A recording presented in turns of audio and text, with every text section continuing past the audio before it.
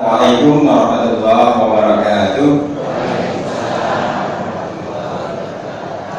Alhamdulillahirabbil alamin, wassalatu wassalamu ala asyrofil anbiya'i wal mursalin nabiyina Muhammadin wa ala alihi wa ashabihi ajma'in. Asyhadu an la ilaha illallah wahdahu la syarika lah wa asyhadu anna Muhammadan 'abduhu wa rasuluhu la nabiyya ba'dah. Qala Allah ta'ala fi kitabihil karim, a'udzu billahi minasyaitonir rajim. Bismillahirrahmanirrahim.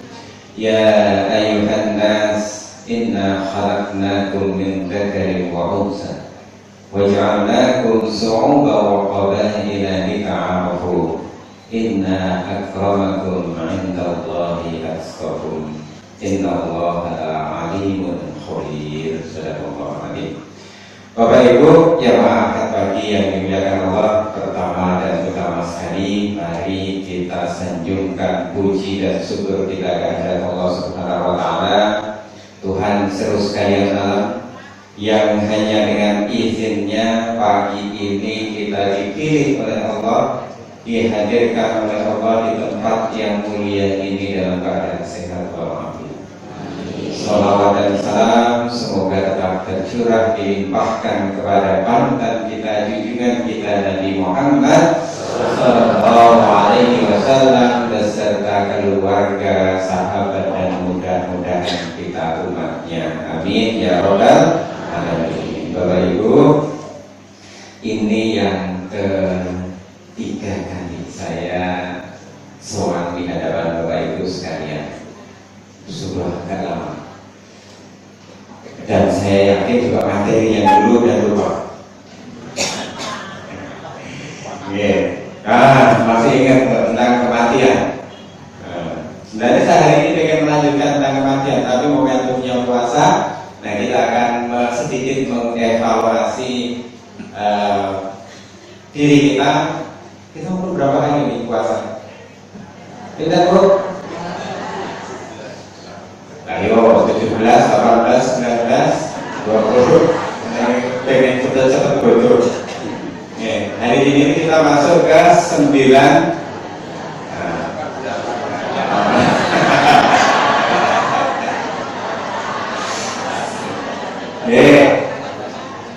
Alhamdulillah Bapak Ibu sekalian. Jadi gini, kita bersyukur sekali kepada Allah Subhanahu wa taala.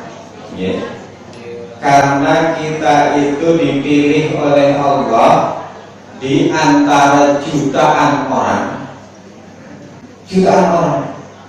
yang disampaikan umurnya sampai Ramadan tahun ini. Kita harus bersyukur itu Bapak Ibu sekalian. Banyak saudara-saudara kita yang sebelum Ramadan ini masuk itu juga minta Allahumma balikna Ramadan, balikna Ramadan, itu sampaikan ke bulan Ramadan gitu. Tetapi ternyata tidak semua dikabulkan.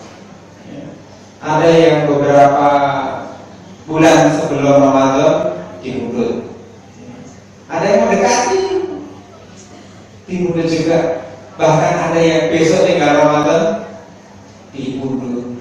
Ada yang masuk Ramadan berapa hari dipanggil Allah gitu. Makanya ini kesempatan luar biasa yang diberikan Allah pada kita yang harus kita syukuri.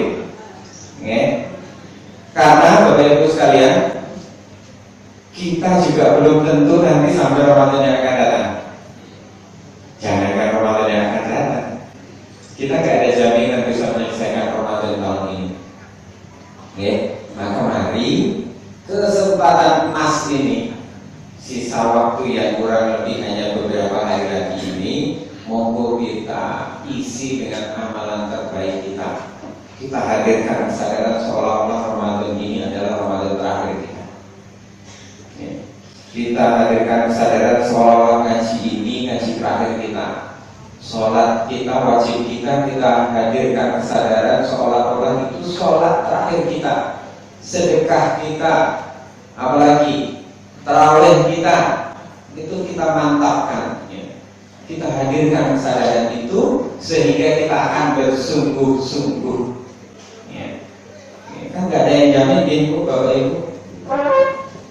Kan saya pasti aku sesuai. Nonton? Sekedar kalau tanya dulu dulu.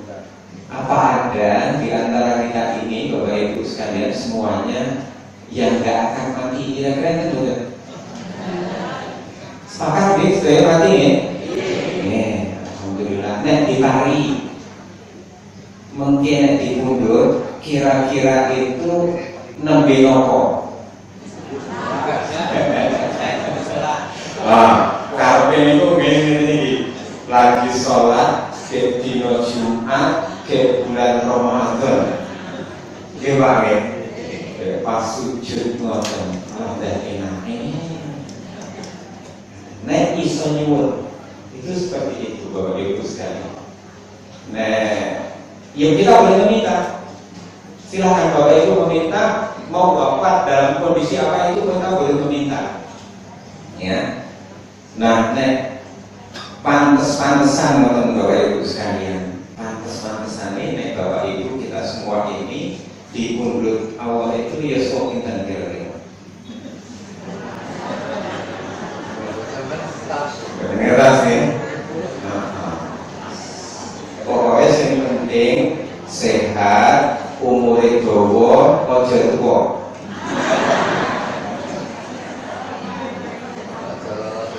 Aja lara, aja ning masalah.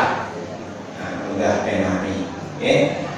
Bapak Ibu sekalian, ini jam 4 ini jam 7 namanya mati jadi. Nah ini ngomongin mati, jari mati. Ini mengingatkan kita semua.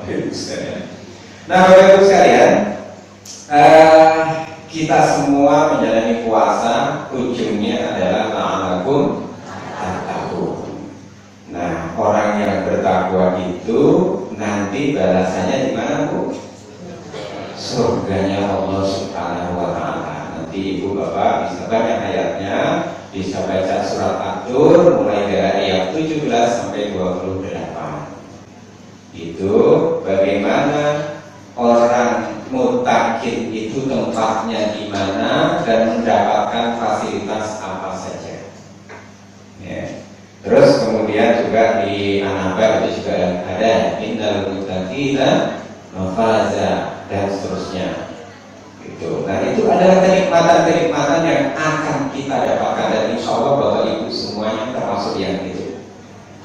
Jadi kata Rasulullah, kullu ummati yadkhuluna jannah, semua umatku pasti akan masuk surga illa man aba, kecuali sing ra gelem.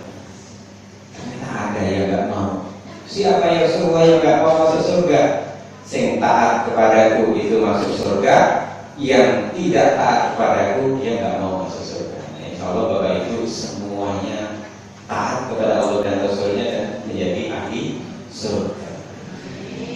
Ya, jadi Rasulullah dalam sebuah hadis yang dikutip ini, al jannatu mustaqatun ila arba'atin nafar. Surga itu menunjukkan 4 golongan. Semuanya insya Allah ada di sini. Pertama, talil Quran.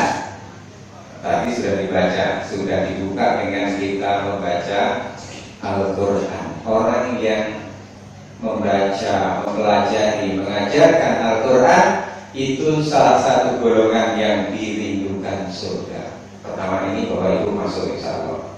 Ya. Kemudian yang kedua, hafizil lisan. Orang yang senantiasa menjaga lisan. Gampang mau susah dulu. Hafizil lisan. Kemudian yang ketiga, mut'aimin ji'an, orang yang memberi makan orang yang membutuhkan atau orang yang lapar. Jadi kalau di Ramadan ini mungkin ngasih takjil segala macam ya. Kemudian yang keempat, yang terakhir adalah orang yang berpuasa di bulan Ramadan. Nah, kita itu masuk 4-4-nya insya Allah. Jadi kalau masuk surga udah sewajarnya. Ya, karena kita melakukan semuanya. Tetapi Bapak Ibu sekalian, mari kita lihat, kita sudah separuh lebih perjalanan Ramadan kita tahun ini. Perlu insya Allah jamaah masjid buatan maju ya. Di tempat kami semakin kesini jamaahnya semakin maju. Indonesia makin maju, jamaahnya makin meluber di pasar. Insya Allah nanti ini boleh. Tapi itu seleksi alam. Pemenang itu nggak banyak Bapak Ibu sekalian. Maka bersyukurlah Bapak Ibu yang istiqomah sampai dengan hari ke 18 menuju 19 ini kita istiqomah, diberi kekuatan oleh Allah untuk tetap bisa melaksanakan ibadah Ramadan dengan baik. Kita bersyukur itu karena tidak semua dipilih oleh Allah seperti itu.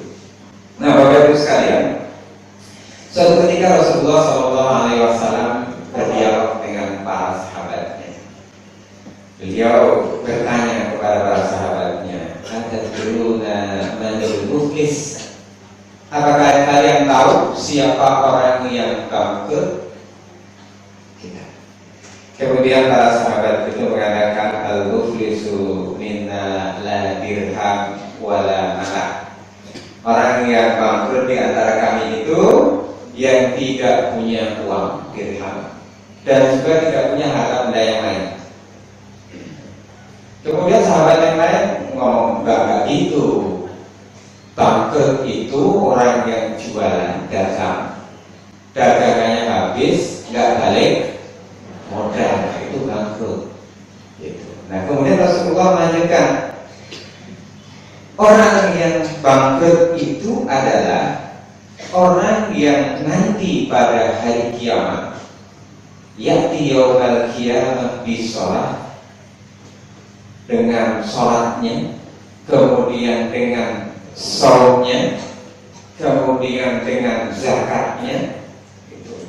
Dengan apa namanya, ibadahnya itu berguru-guru, digambarkan ini seperti itu, saking banyaknya dia datang ke situ, gitu. Tetapi pada saat yang sama ada orang yang menuntut kepada dia, yang selama hidup di dunia itu ternyata masih punya sambutan yang belum diselesaikan, didolimi dalam bahasa agamanya, yang ketika di dunia itu dia belum menyelesaikan, dia akan datang menuntut. Kemudian apa yang dituntut? Menuntut keadilan kepada Allah. Nah, kemudian pahala yang tadi itu, yang bergulung-gulung tadi itu, pahala sholat, pahala puasa, zakat, dan semua kebaikan yang lain, haji, bakti kepada orang tua, dan lain sebagainya, itu akan dipindahkan kepada orang yang dizalimi. Kalau masih belum cukup juga, karena yang untuk bisa jadi hanya satu orang, Bapak Ibu sekalian. Ya, kalau itu masih belum cukup juga, maka Nabi mengatakan dosa dari orang yang pernah dia zalimi akan dipindahkan kepada dirinya. Hadis riwayat Muslim. Ya, serem itu. Itu baru umum, belum saya jabarkan detailnya. Jadi nanti di hadapan Allah itu orang-orang itu akan saling menuntut, Bapak Ibu saya. Di surat Zukhruf ayat 67. Al-akhillatu yawma idzin ba'duhum ba'dun aduwwun illal muttaqin. Jadi di sana nanti itu kita semua akan saling menuntut, ya. Bisa jadi suami, istri, anak, tetangga, gitu.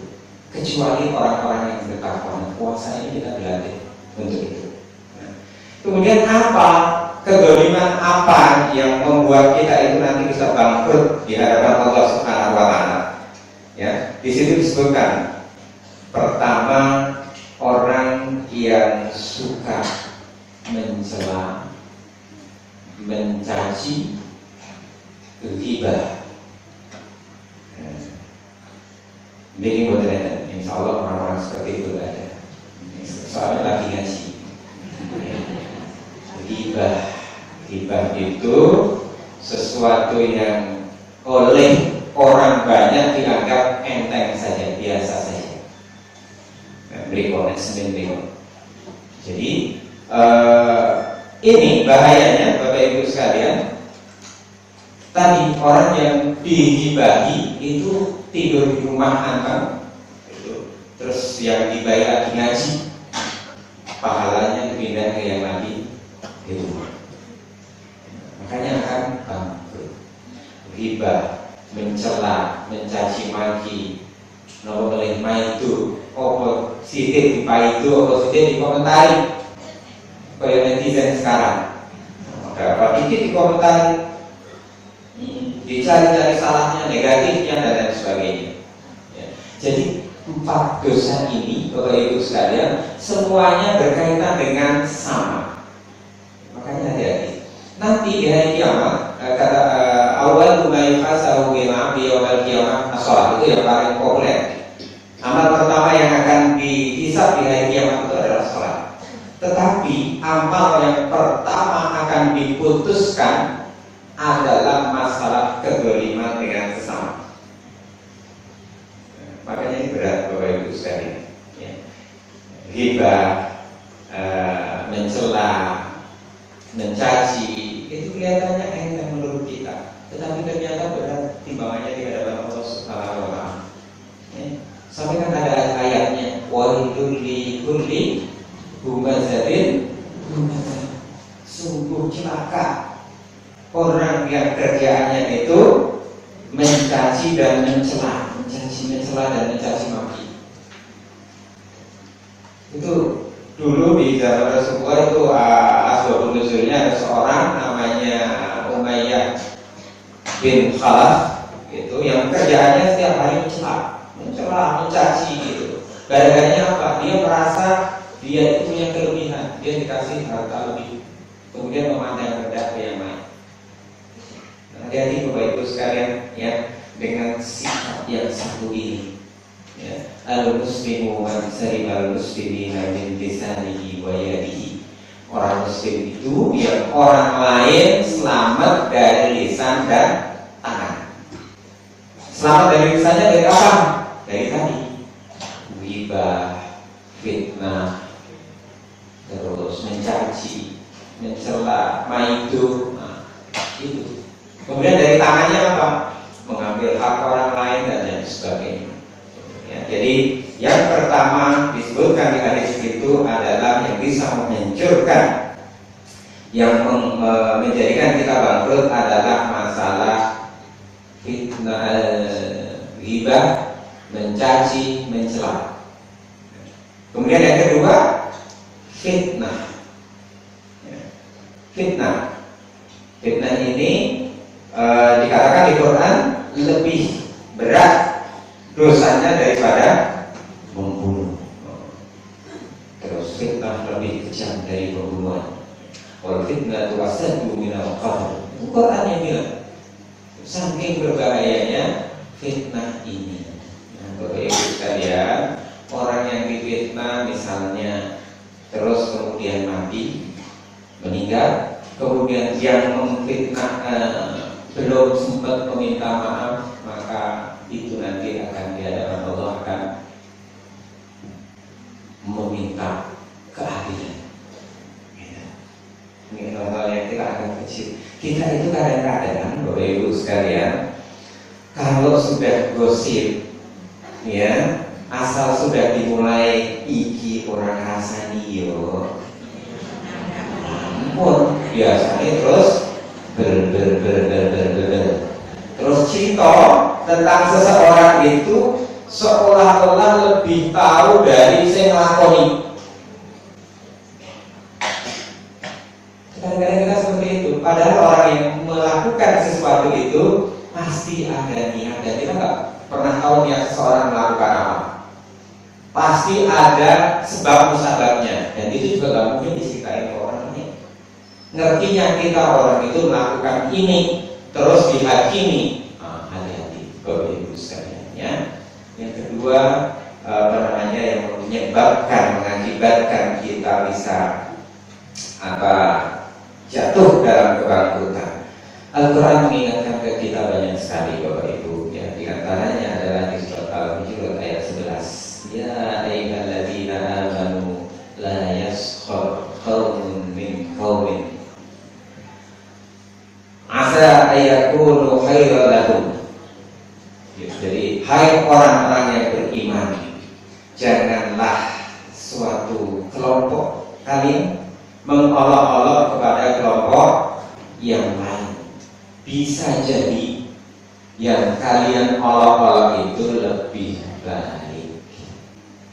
Di ayat itu juga diteruskan, wanita juga begitu, wahai wanita, jangan kalian mengolok-olok wanita yang lain. Bisa jadi yang kalian olok-olok itu lebih baik. Terus dilanjutkan di ayat selanjutnya, ya ayyuhalladzina amanu ijtanibu katsiran minadh dhann. Hai orang-orang yang beriman, jauhilah perbuatan sangka-sangka, menyangka-nyangka. Sesungguhnya berburuk sangka itu adalah dosa.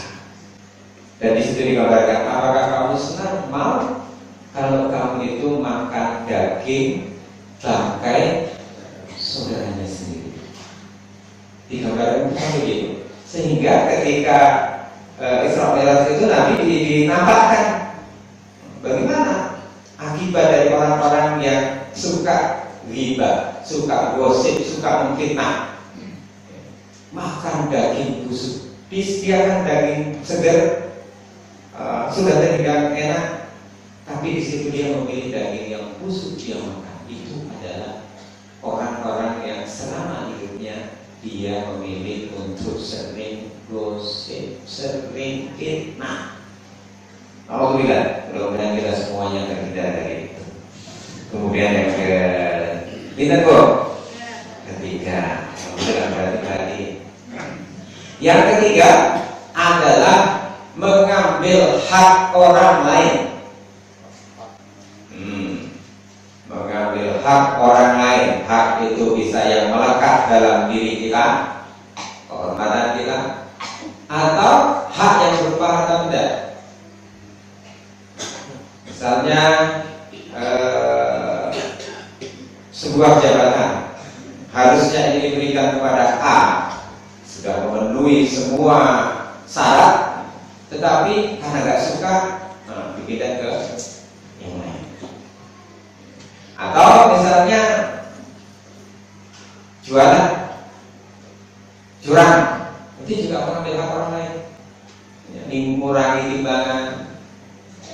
Terus misalnya ngukur tanah, majuin patok, ya seperti ini hati Bapak Ibu sekalian. Bahkan dalam sebuah hadis dikatakan para sahabat itu nanya, kalau itu sebuah ranting bagaimana ya Rasulullah? Termasuk walaupun itu hanya ranting, itu saking Rasulullah, Islam itu menjaga betul hak-hak sesama kita, tidak boleh saling menzalimi.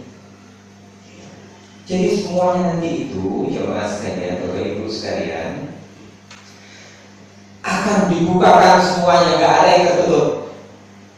Semua yang kita lakukan itu akan dibuka, nggak ada yang tertutup. Semua akan melihat. Orang-orang yang kita zalimi semuanya akan melihat. Wala tahsabanallahu ghafilan amma ya'malu dzalimun. Jangan kalian menyangka, kata Allah, bahwa kejahatanmu, kezalimanmu itu Allah akan lupakan. Wala tahsabanallahu ghafilan amma, gimana? Wala tahsabanallahu ghafilan amma ta'malun. Innama yu'akhiruhum liyaumin tashkhasu fihi al-absar. Jadi akan dinampakkan nanti suatu hari itu, sehingga mata kita itu terbelalak. Loh, ternyata ada ya catatannya. Akhir kita detail sekali di Quran itu, nggak ada satu pun yang kehapus. Catatan-catatan itu lengkap sekali. Gitu. Dan itu tadi Bapak Ibu, bisa jadi kezaliman kita itu pada sesama gak hanya satu orang. Semakin banyak orang yang terzalimi oleh kita dan kita belum menyelesaikan itu di dunia, maka di akhirat akan dituntut. Kepala keluarga misalnya, dia sudah menzalimi orang lain, kepala sekolah, mendolimi beberapa orang itu akan bersaksi. Bayangkan misalnya gubernur korupsi, dikira nanti nggak akan ketahuan. Itu nanti akan dibuka sehingga seluruh rakyat tahu dan semuanya akan bersaksi. Semua akan bersaksi. Ini orang nggak pantas masuk surga. Jadi nanti jemaah sekalian, menurut berita dari Rasulullah ini, ada orang yang hampir masuk surga karena amalnya berlipat, tetapi ternyata nggak jadi. Ada orang yang hampir masuk neraka karena amal baiknya nggak mencukupi, tetapi ternyata juga nggak jadi. Dia malah dapat limpahan pahala. Karena tadi, jadi serem gitu Bapak Ibu. Kelihatannya ngaji kok seru banget. Dan nggak ada, saya yakin nggak ada di antara kita yang nggak punya kesalahan dengan sesama. Begitu aja.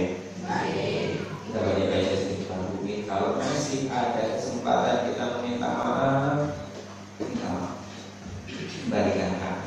Karena nanti ada dua dosa yang tidak akan diampuni Allah kalau sampai mati kita nggak selesaikan. Satu, dosa syirik. Ya, yang bisa sedang lulus keris, mandiin kembang, ngomong karo keris, ngomong karo waktu, karake.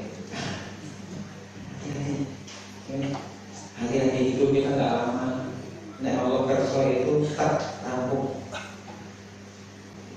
Jangan sampai nanti kita itu menyesal. Semua kita itu nanti, Bapak Ibu sekalian, termasuk orang kafir, akan sadar. Tapi maaf gitu, kalau sudah mati itu semua orang sadar.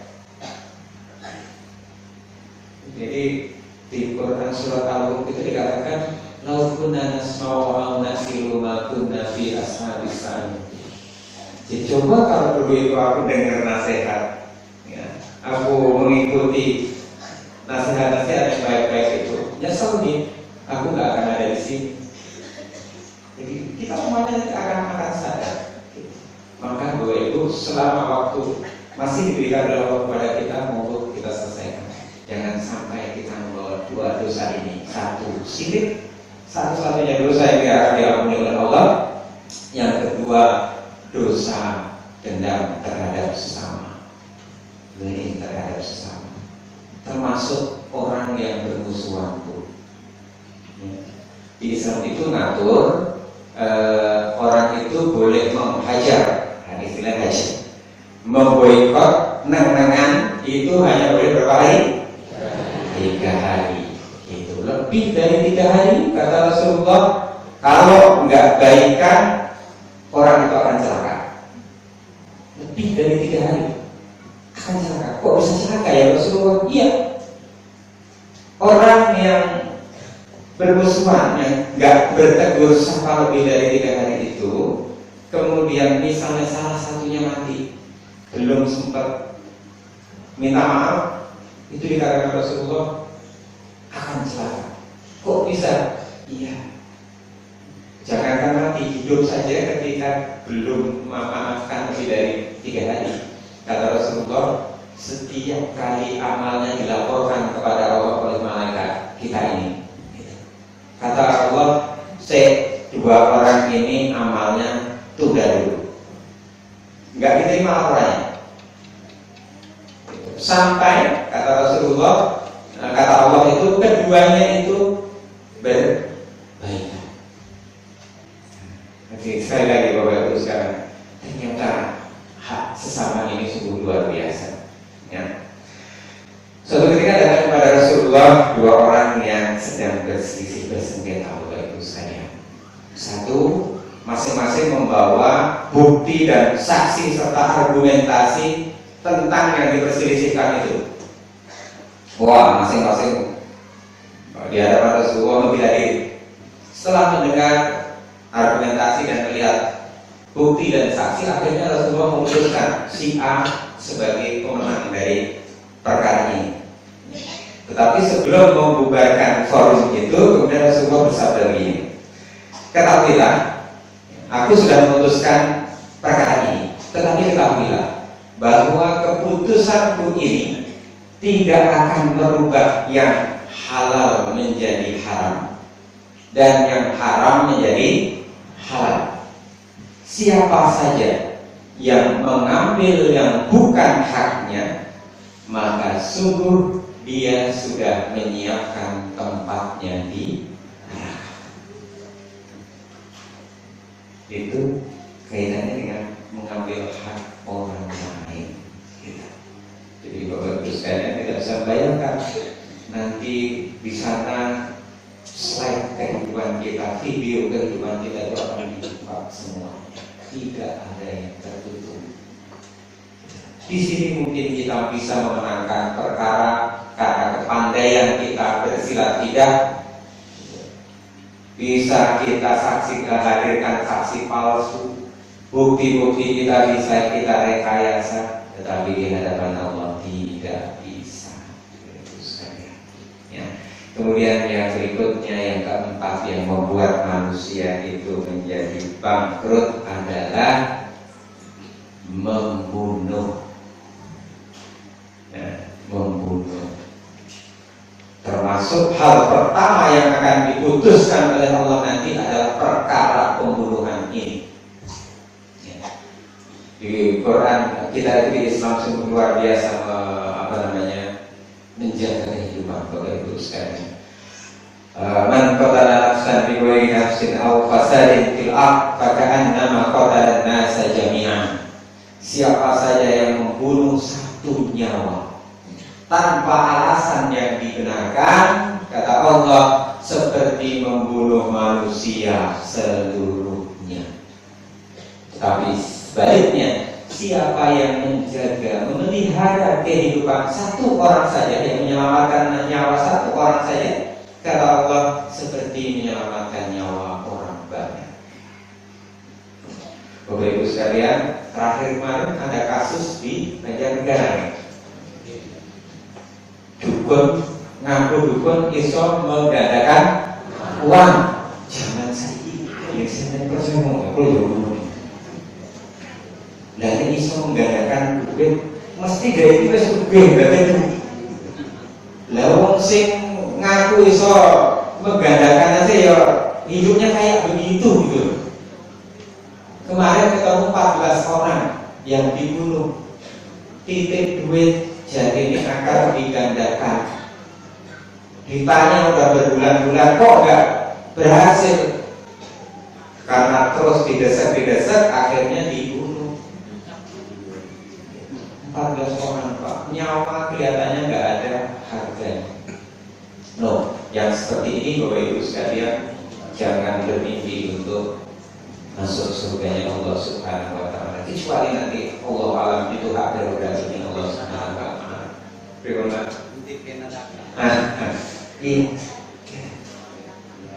Jadi luar biasa Bapak Ibu sekalian. Orang itu kalau sudah tamak, itu karena ketamak kepada dunia. Tamak kepada dunia, itu orang akan lebih berbahaya, kata Nabi. Orang yang sudah rakus tamak kepada dunia ini, dia akan lebih berbahaya dari serigala kelaparan yang dilepaskan di kumpulan domba. Bisa dibayangkan, serigala lapar ditaruh di tengah kumpulan domba. Kira-kira berapa? Ngamuk. Pokoknya saat kecele domba akan di. Nah, manusia itu lebih dari itu Bapak Ibu sekalian. Nek wis tamak dengan dunia itu, mangannya nggak cukup roti, nggak cukup sego, semua dimakan. Wesi dipangan, semen dipangan, aspal dipangan, iya lemah ya ditimbat. Itu kan orang tamak.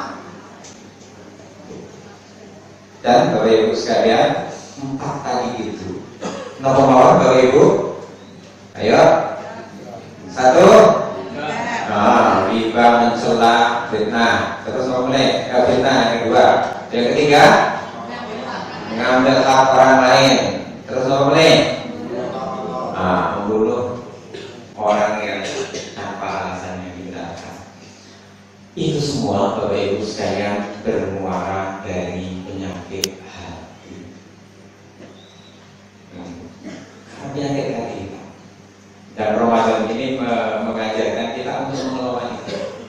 Takwa itu mengajarkan kita untuk semakin tunduk kepada Allah, melaksanakan semua perintahnya, kemudian meninggalkan larangannya. Tunduk, menundukkannya bagaimana? Kita menundukkan diri kita.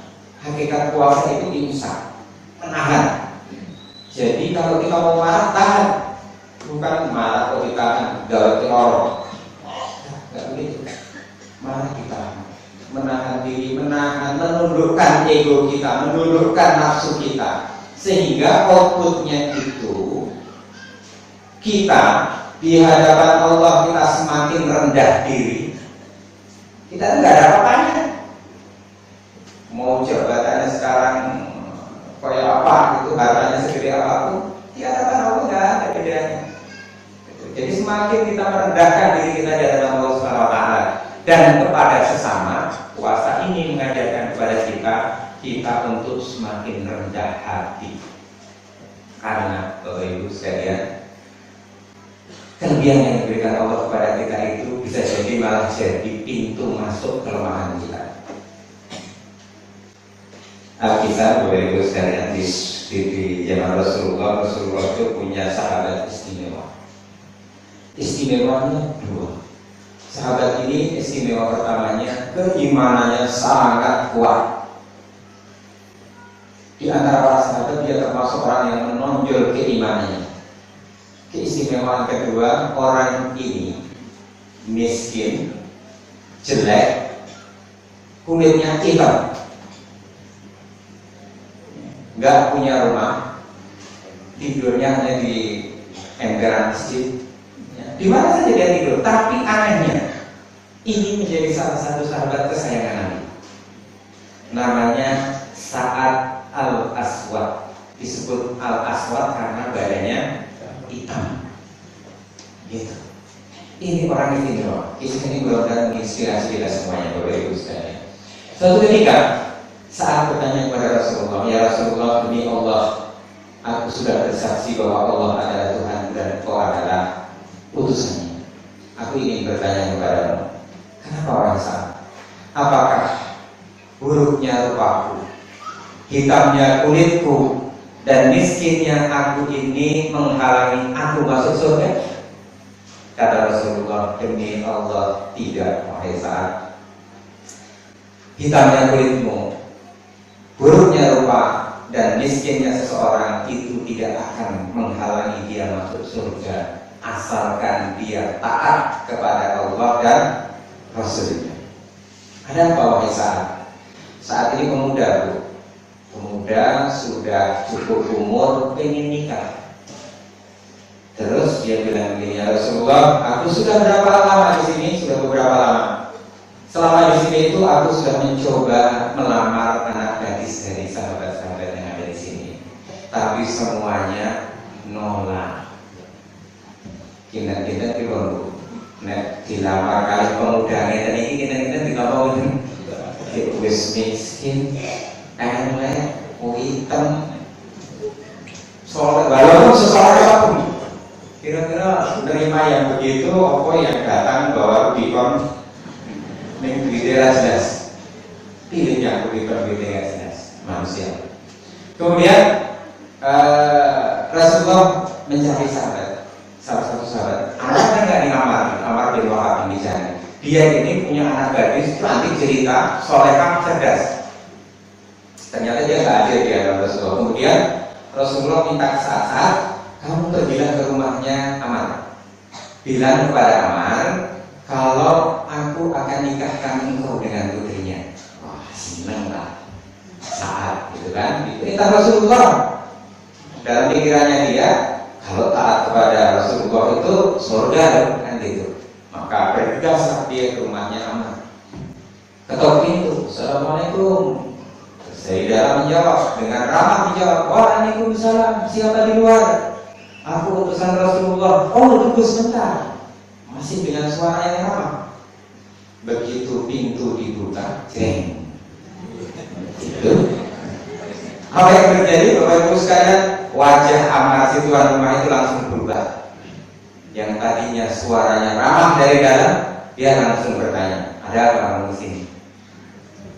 Dengan ketus dia ngomong begitu. Kemudian di saat bilang, aku ingin menyampaikan pesan dari Rasulullah bahwa aku akan dinikahkan dengan putrimu. Kaget Bapak. Kaget, mukanya merah dan gak senang. Akhirnya kembali diusir. Nah, saat karena ini sudah ditolak yang kesekian kali, dia nggak begitu kaget, tak tahu diri. Ya siapa orangnya gitu kan. Jadi, nah terus begitu dia mengukur baru beberapa langkah, ada suara memanggil. Bapak Ibu sekalian, suara perempuan memanggil, wahai hamba Allah, kembalilah. Kalau memang engkau betul utusannya Rasulullah, aku siap menjadi istrimu. Begitu dengan itu, saat nengok Pak, teng gitu. Begitu dilihat ada gadis cantik jelita luar biasa, dia bengong, terpana. Gitu. Tapi bukannya senang, dia malah semakin minder. Begitu melihat, wih cantik banget, nggak mungkin ini. Gitu. Ya Allah nggak. Akhirnya dia nggak mau apa-apa, saat langsung pergi saja, kembali ke hadapan Rasulullah. Nah begitu saat pergi, Atikah ini memang anak yang solehah, cerdas. Dia menasihati bapaknya, ya Allah, ya wahai ayahku, takutlah kepada Allah, jangan sampai turun ayat karena engkau menolak perintah Rasulullah.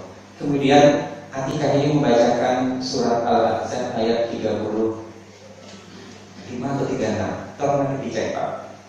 Wa ma kana lil mu'minin wa la mu'minatin idza qadallahu wa rasuluhu amran ayyakuna lahumul khiyaratu min amrihi. Wa man ya'sillaha wa rasulahu faqad dhalla dhalalan ba'ida. Ini ayat berlaku umum Pak, hati-hati ya. Tidak pantas bagi seorang mukmin laki-laki dan mukmin perempuan, kalau Allah dan Rasulnya sudah menetapkan suatu keputusan, akan ada pilihan lain baginya. Siapa saja, ujung ayat dikatakan, yang menyelisihi Allah dan Rasulnya, sungguh dia telah tersesat dengan kesesatan yang nyata. Ini berlaku untuk yang lain juga ya Pak ya.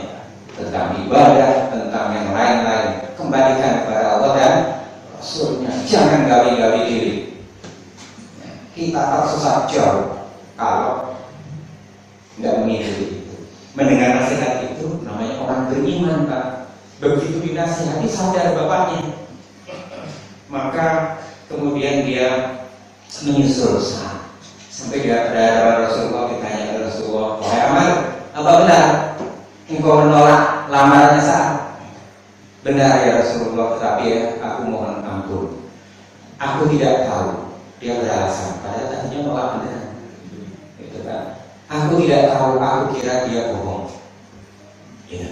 Kalau memang itu keputusanmu, aku sami'na wa ata'na.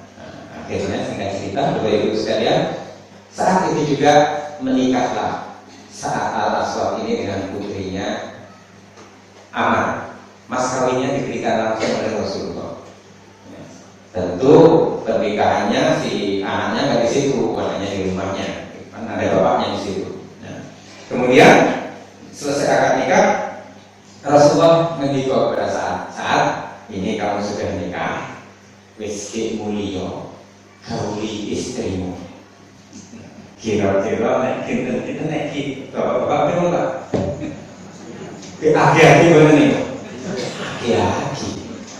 Tujuh wesah ayu terus dinikahkan Rasulullah tadi. Neng saat itu ingat. Terus Rasulullah nanya, kenapa kamu? Ini udah halal, pergi lah. Ya Rasulullah, mana mungkin aku pergi kepada istriku dengan tidak membawa hadiah? Aku tidak punya apa-apa. Masih ada juga dia itu kan. Terus akhirnya orang itu Nabi perintahkan kepada Ali, Utsman dan Abdurrahman bin Auf untuk ngasih duit ke si Sa'ad. Dikasih duit Sa'ad. Cukup banyak. Pergilah dia ke pasar untuk membeli hadiah dan perlengkapan rumah tangga. Sampai di pasar dia pilih-pilih, udah senang nih, gitu kan. Tiba-tiba ada panggilan, ada pengumuman, Bapak Ibu sekalian, wahai para pemuda, Allah memanggil kalian, surga menunggu kalian, Rasulullah menyeru kalian akan ada perang. Ayo. Mendengar seruan itu saat bimbang, Pak. Kebayang istrinya yang pengantin baru belum diapa-apain, itu jihad juga loh. Atau jihad yang ini. Akhirnya keimanannya dia yang bicara, Bapak. Dia ingat kata-kata Rasulullah, masuk surga itu kalau kamu taat kepada Allah dan Rasulnya. Dia ingat Rasulullah itu, sehingga dia berkata, ya Allah pemilik langit dan bumi, aku berterima kasih atas segala nikmat yang Kau berikan. Dan hari ini aku lebih memilih berjihad di jalan-Mu, karena itu lebih Rasulullah cintai dan lebih Engkau cintai. Maka Bapak Ibu sekalian, uang yang tadinya buat beli hadiah, buat beli perlengkapan rumah tangga, oleh saat kemudian diberikan perlengkapan perang, diberikan kuda, diberikan senjata dan bekal. Nah, terus dia nggak pulang, dia langsung memakai pakaian perang berukut, nggak ada yang mengenali, sama sekali. Kemudian dia naik kuda bergabung kepada pasukan Ali. Sampai di situ semua orang bertanya kepada Ali, siapa itu laki-laki kelihatan gagah sekali? Ali nggak tahu, aku nggak tahu. Mungkin dia salah seorang musafir yang memang ingin ikut berjihad dengan kita. Singkat cerita, Bapak Ibu sekalian, perang berkecamuk. Saat ini sungguh luar biasa. Semua sahabat kagum dengan perjuangannya, walaupun dia nggak tahu kalau itu saat. Gagah berani dia menghadapi musuh-musuhnya. Sampai kemudian ketika kudanya kelelahan, dia turun dari kuda, perang jalan kaki. Kemudian sampai suatu kesempatan dia ada di samping Rasulullah, bajunya sobek, kelihatan badannya yang hitam. Kemudian Rasulullah bertanya, apa kamu saat nggak menjawab, dia hanya mengangguk. Kemudian Rasulullah mengatakan, berbahagialah engkau wahai Sa'ad. Mendengar ujian Rasulullah itu, kemudian Sa'ad melesat maju ke medan perang lagi, dan akhirnya dia gugur. Dia gugur, Bapak Ibu sekalian. Ketika gugur itu, kemudian Rasulullah memangku jasadnya Sa'ad, dipangku sambil menangis. Rasulullah mengatakan begini, wah Sa'ad, betapa harum wangi tubuhmu saat ini. Aku pasti akan merindukan kamu, sahabat, salah satu sahabat istimewa yang dulu di mata orang-orang Madinah kamu nggak dianggap. Kemudian Rasulullah tersenyum, selalu tersenyum, selalu menangis dan tersenyum. Ditanya oleh para sahabat, kenapa kau tersenyum? Wahai Rasulullah, saat sudah mati, selesai. Gitu. Iya, aku tersenyum karena melihat kemuliaan yang diberikan Allah kepada saat sekarang ini. Sekarang ini dia sedang berada di telaga yang sangat luas. Airnya putih, lebih putih dari susu. Manis, airnya lebih manis dari madu. Siapa saja yang meminum sekali saja, maka dia tidak akan haus selamanya. Telaga apa, Bapak Ibu sekalian? Iya, itu telaga yang kita nanti akan berburu ke sana. Mudah-mudahan kita semua bisa. Kemudian Rasulullah mencium kening Sa'ad, melepas dengan sangat sedihnya begitu. Kemudian Rasulullah mengumpulkan perlengkapan perangnya, baju perangnya saat itu, kemudian dikumpulkan para sahabat. Kemudian Rasulullah bilang nanti kau begini, wahai sahabat-sahabatku semuanya, inilah saat yang dulu ketika ada kalian tidak menganggap dia, kalian hinakan dia, kalian tolak lamarannya. Sekarang Allah berikan kemuliaan, jaminan surga yang belum tentu kalian akan mendapatkan. Mendengar nasihat itu semua sahabat kemudian pada menangis, menyesali Bapak Ibu sekalian. Mereka merasa selama ini itu merasa lebih dari sahabat, hanya menilai karena dia miskin, menilai hanya karena dia jelek. Coba kalau tahu kemuliaan yang diberikan seperti itu, Bapak Ibu sekalian, dari kisah saat ini kita bisa belajar. Dalam kehidupan sehari-hari kita sering mengangkat-ngangkat, menyanjung-nyanjung, menghormati orang yang diberikan kelebihan oleh Allah. Entah itu kekayaannya, entah itu kedudukannya, semakin jabatannya semakin tinggi. Ketika kita ketemu, kita ramah kepada dia. Semakin ramah. Orang yang semakin kaya, kita juga begitu. Ketemu dia, kita ramah, kita hormat dan lain sebagainya. Padahal sekali lagi di hadapan Allah tidak seperti itu, Bapak Ibu sekalian. Tadi saya katakan, kelebihan yang diberikan Allah kepada diri kita itu justru kadang menjadi pintu masuk kelemahan kita. Bukankah betapa mudah orang yang kaya senang ketika disanjung? Bukankah begitu banyak orang yang punya jabatan tinggi sangat gembira ketika dipuji?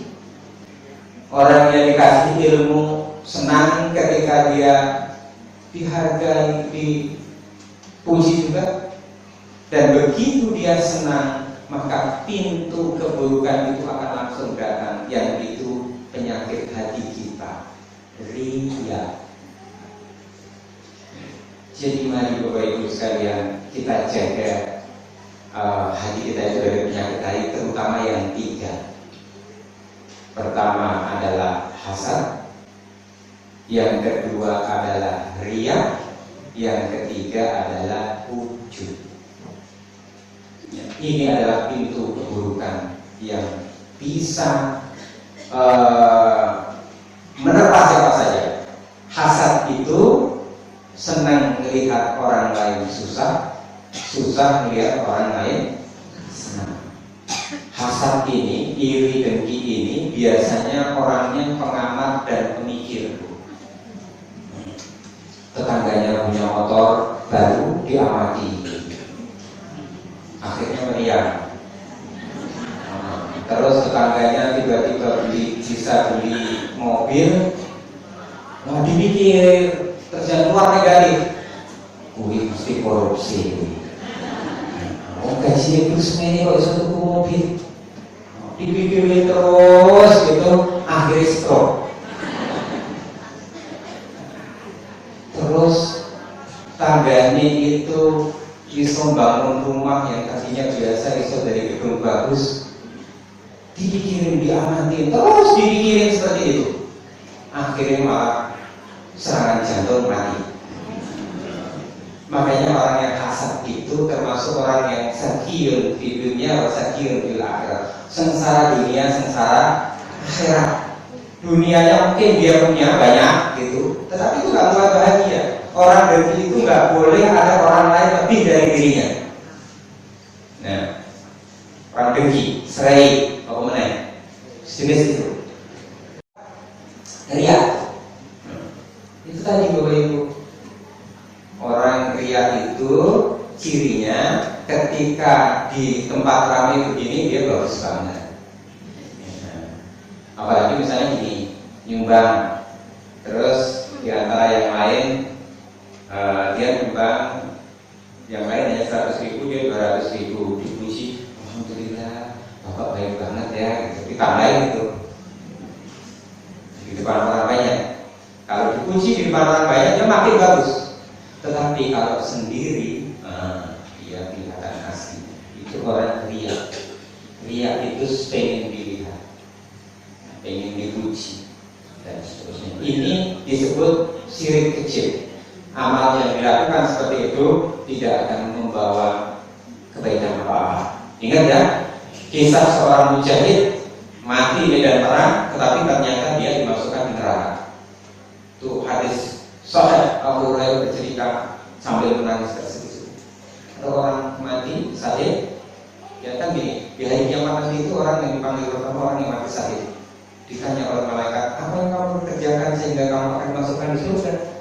Dia menjawab, aku ini perang di jalan Allah. Aku ini mati ketika membela agama Allah. Semua aku lakukan lillahi ta'ala. Tapi kemudian Allah bilang, kadzab, kamu bohong. Kamu maju ke medan perang karena pengen disebut, dikenang sebagai orang pemberani. Kamu mati di medan perang karena pengen dikenang sebagai seorang mujahid pahlawan. Dan semua itu sudah kamu dapatkan, maka engkau tidak berhak atas surga. Itu pentingnya menjaga hati Bapak Ibu sekalian. Dan yang terakhir adalah yujibul mati binafsi, orang yang mengagumi diri sendiri, orang dirinya merasa lebih dari orang lain. Bagi sopo, sekolah mengerti, terus malah urip bisa ngontrak. Gampang meremehkan orang-orang seperti itu. Hati-hati Bapak Ibu sekalian, orang yang merasa dirinya lebih dari orang lain itu persis omongan iblis ketika diusir dari surga. Iblis diusir dari surga itu kata omongannya apa Bapak Ibu? Kau nyembah sujud ragam ragilan. Kata-katanya persis, ana khairun minhu.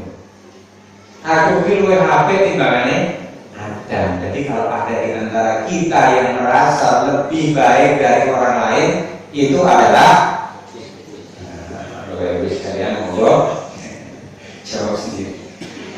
Monggo sisa waktu yang ada ini kita maksimalkan. Kita nggak tahu berapa lama lagi umur kita.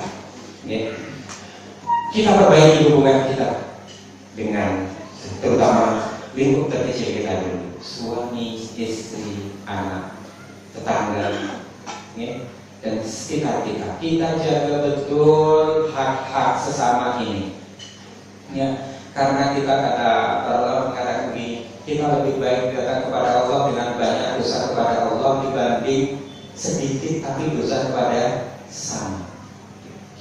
Jadi kembali lagi ke yang awal tadi Bapak Ibu sekalian, mudah-mudahan kita tidak termasuk golongan yang bangkrut ketika nanti di hari kiamat. Ramadan ini mengajarkan kepada kita untuk itu Bapak Ibu sekalian. Ramadan ini mengajarkan kita bahwa peluang meraih tingkat tertinggi yaitu takwa itu bisa kita dapatkan semuanya tanpa memandang status sosial, mau kaya, mau miskin, mau jelek, mau cantik, mau ganteng, gak peduli. Yang dilihat oleh Allah adalah yang paling bertakwa. Wahai manusia, di ayat yang awal saya sampaikan tadi, ya ayyuhan nas inna khalaqnakum min dzakarin wa unsa wa ja'alnakum shu'uban wa qabaila lita'arafu inna akramakum 'indallahi atqakum. Wahai manusia, sungguh aku telah menciptakan kalian dari jenis laki-laki dan perempuan, dan aku jadikan kalian berbangsa-bangsa, bersuku-suku untuk saling mengenal. Yang paling mulia di antara kalian bukan dari suku mana, dari bangsa mana, dari orang miskin atau orang kaya, atau dari orang berkedudukan atau orang yang jelata, tetapi yang paling mulia kalian di sisi Allah adalah orang yang paling bertakwa. Karena itu Bapak Ibu sekalian, monggo kita bersungguh-sungguh. Ya, sisa waktu ini kita maksimalkan. Ya, Bapak Ibu juga saya mengingatkan, terutama yang tadi itu yang kalau tegur sama 3 hari. Ingatin ya Bu, Pak, iki wis 3 dino. Bu, iki wis 3 dino. Nanti masuk hari keempat hukum tadi berlaku. Bapak Ibu sekalian, kiranya dan mudah-mudahan sedikit yang saya sampaikan ini bisa menggugah kita semuanya, sehingga sisa waktu Ramadan, ya, sisa waktu Ramadan bisa kita isi dengan amalan terbaik kita. Kalaupun kemudian, Bapak Ibu ingat kata-kata ini betul serem. Kalau kemudian Allah nggak mengizinkan kita menyelesaikan Ramadan ini, entah nanti kalau pas lagi tarawih diundur atau pas lagi sholat Isya, maghrib dan seterusnya diundur, mudah-mudahan kita diundur dalam keadaan tunduk taat kepada Allah Subhanahu wa Ta'ala. Kiranya Allah dan bila taufiq wal hidayah. Wassalamualaikum warahmatullahi wabarakatuh.